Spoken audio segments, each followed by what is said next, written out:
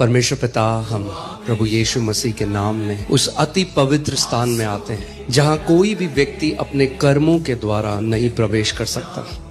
केवल उस लहू के द्वारा जो हमारे लिए बहाया गया, वो लहू जो हमें ये अनुमति देता है कि हम उस अति पवित्र स्थान में प्रवेश कर सकें हियाव के साथ, बिना डर के, जानते हुए कि जिस सिंहासन के पास हम जाते हैं वो अब अनुग्रह और दया का सिंहासन है, क्योंकि दाम चुकाया जा चुका है। वो पर्दा जो मनुष्य और परमेश्वर के बीच में था, वो पर्दा अब हटाया जा चुका है और अब हम बेटे और बेटियों की तरह अपने पिता के पास बेहिचक जा सकते हैं। और उसका वचन कहता है कि जब उन मुश्किल समयों में, उस घड़ी में जब हमें उस बल की जरूरत है, वो नया अनुग्रह और दया हमारे ऊपर उंडेलता है। और प्रभु, मैं प्रार्थना करता हूँ हर एक व्यक्ति जो निराशा के साथ आया, प्रभु आज तेरे बल से भर कर यहाँ से जाए यीशु के नाम।